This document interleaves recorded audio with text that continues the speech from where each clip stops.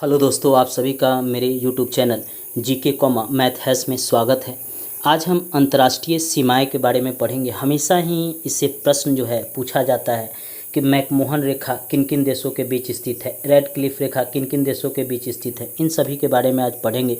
जितने भी इम्पोर्टेंट रेखाएँ हैं उसके बारे में आज पढ़ेंगे। इस वीडियो को आप लास्ट तक देखिएगा, लाइक सब्सक्राइब और शेयर कीजिएगा। सब्सक्राइब कर घंटी को जरूर दबाइएगा, दोस्तों को भी शेयर कीजिएगा, फेसबुक व्हाट्सएप इंस्टाग्राम पर भी इसे शेयर कीजिएगा। मैकमोहन रेखा, यह भारत और चीन के बीच यह रेखा है। मैकमोहन रेखा अंग्रेज़ों के समय ही यह खींचा गया और वर्तमान में उसी को माना गया है। 1962 के युद्ध में चीन ने भारत की कुछ सीमाओं पर अधिकार कर लिया, जिससे ये मैकमोहन रेखा जो अंग्रेज़ों के समय खींचा गया था उसमें परिवर्तन आ गया है। फिर भी एग्ज़ाम के दृष्टिकोण से हमेशा यह इम्पोर्टेंट है, क्योंकि हमेशा यह प्रश्न पूछा जाता है कि मैकमोहन रेखा किन दो देशों की सीमाओं को निर्धारित करता है, तो भारत और चीन। अब इसे याद करने का ट्रिक है, मनमोहन सिंह को अगर आप याद कर लेंगे कि मनमोहन सिंह चीन गए थे, तो आपको याद हो जाएगा कि भारत से मनमोहन सिंह चीन गए, यानी मैकमोहन रेखा। रेड क्लिफ रेखा, यह भारत और पाकिस्तान के बीच स्थित है। रेड क्लिफ, रेड माने लाल, हमेशा पाकिस्तान जो है भारत के लोगों पर जुल्म ढाता है, सैनिकों को मारता है, जिससे सीमाएं जो है लाल हो जाती है, यानी रेड हो जाती है। तो इस तरह आप याद कर सकते हैं कि रेड क्लिफ रेखा जो है भारत और पाकिस्तान की सीमा का निर्धारण करती है। और इसका ट्रिक है कि सैनिकों को याद कर लीजिएगा कि सैनिकों को हमेशा पाकिस्तान मार देता है, जिससे सीमा लाल हो जाती है, यानी रेड हो जाती है। रेड होने का अर्थ है रेड क्लिफ रेखा। मनमोहन सिंह भारत से चीन गए, तो मैकमोहन रेखा इस तरह याद हो जाएगा। पाकिस्तान हमारे सैनिकों को हमेशा मार देता है, जिसके कारण सीमा लाल हो जाती है, तो रेड क्लिफ रेखा यानी भारत और पाकिस्तान के बीच खींची गई है। हिंडनबर्ग रेखा जर्मन एवं पोलैंड के बीच खींची गई है। हिटलर से याद कर लीजिएगा, जर्मन का तानाशाह शासक, नाजी शासक हिटलर था। हिटलर से हिंडन ये याद हो जाएगा। जब हिंडन याद हो जाएगा तो अगर एग्ज़ाम में पूछेगा हिंडनबर्ग रेखा, तो जर्मन याद हो जाएगा। जर्मन के बगल में पोलैंड है। हिटलर ने सबसे पहले पोलैंड पर ही आक्रमण किया था। बस ये याद अगर हो गया तो हिंडनबर्ग रेखा जर्मन एवं पोलैंड के बीच खींची गई है। और 30वीं समानांतर रेखा उत्तर कोरिया और दक्षिण कोरिया के बीच खींचा गया है। जहां आप ये याद कर लीजिएगा कि उत्तर कोरिया का शासक किम जोंग 38 वर्ष का है। बस आपको याद हो जाएगा कि यह जो है रेखा उत्तर कोरिया और दक्षिण कोरिया के बीच खींचा गया है। ये ट्रिक है। अब अगर आप ट्रिक से याद करते हैं तो इस शब्द को याद रखिएगा, आपको याद होगा। सीधा याद कीजिएगा कि उत्तर कोरिया का तानाशाह जो है 38 वर्ष का है, तो 38वीं समानांतर रेखा किसके बीच? उत्तर कोरिया और दक्षिण कोरिया के बीच खींचा गया है। अगली रेखा है मैगिनॉट रेखा, जर्मन और फ्रांस के बीच खींचा गया है। अब याद इसको कीजिएगा कि फ्रांस का एक शासक नेपोलियन था, जिसने पूरे विश्व में अपने राज्य का विस्तार करने के लिए योजना चलाया था और उसने कई देशों पर अधिकार भी कर लिया था। उसका मुख्य लक्ष्य पूरे विश्व पर अधिकार करना था और उसको सबसे ज़्यादा मैगी खाना अच्छा लगता था। मैगी तो आप लोग भी खाते हैं, तो याद रखिएगा फ्रांस का जो शासक था नेपोलियन, उसको मैगी खाना अच्छा लगता था और उसने पूरे विश्व पर अधिकार करना चाहा। अब यह रेखा है मैगिनॉट रेखा, जर्मनी और फ्रांस के बीच खींचा गया है। ये आपको स्वयं याद हो जाएगा। अगर आप मैगी से याद कर लीजिएगा नेपोलियन, तो याद हो जाएगा कि जर्मनी और फ्रांस के बीच यह रेखा खींचा गया है।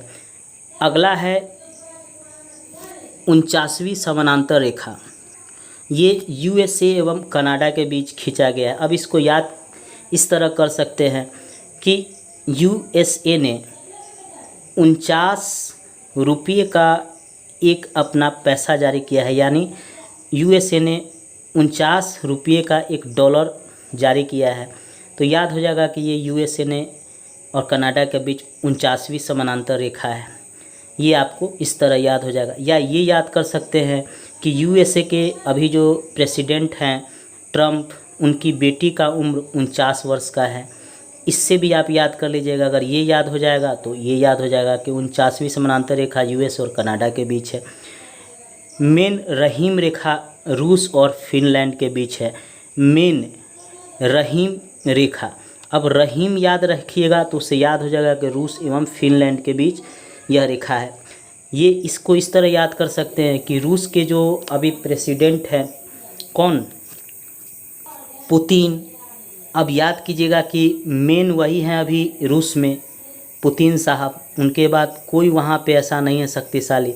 तो मेन याद कीजिएगा पुतिन है, तो याद आ जाएगा कि रूस में ये रेखा खींची गई है। किन देशों के बीच? तो फिनलैंड और रूस के बीच मेन रहीम रेखा। अब डुरंड रेखा पाकिस्तान एवं अफ़गानिस्तान में है। अब इसको कैसे याद कीजिएगा? ड्यूरंड यानी दूर हो गया, किससे? अफ़गानिस्तान, भारत से। क्योंकि पहले ये अफ़गानिस्तान और भारत के बीच सीमा था, ये रेखा था, लेकिन पाकिस्तान ने इस पर कब्जा कर लिया यानी पीओके पर, और वह सटा हुआ अफ़गानिस्तान का वह क्षेत्र जो था भारत से था। अब पीओके पर जो पाकिस्तान ने कब्जा कर लिया, ये भारत का ऊपरी क्षेत्र है। इसको एक मैप के थ्रू भी आपको हम समझा देते हैं। अब ये जो है भारत का ऊपरी हिस्सा है, तो यहाँ से जो था अफ़गानिस्तान से जुड़ा हुआ था, लेकिन ये भारत का हिस्सा जो है पीओके जो पाकिस्तान के कब्जे में चला गया है। और जब ये अधिकार हो जाएगा तो ये भी अधिकार हो गया। तो अब ये जो रेखा है पाकिस्तान और अफ़गानिस्तान के बीच में है, यानी दूर हो गया भारत से अफ़गानिस्तान और जाकर मिल गया पाकिस्तान में, यानी डुरंड रेखा। इस तरह इसको आप याद कर लीजिएगा। इन रेखाओं से हमेशा एक दो प्रश्न हमेशा पूछा जाता है और हमेशा हम गलती करके आते हैं। खासकर मैकमोहन रेखा तो कई बार पूछा गया है, रेड क्लिफ रेखा भी कई बार पूछा गया है, और 30वीं समानांतर रेखा भी कई बार पूछा गया है।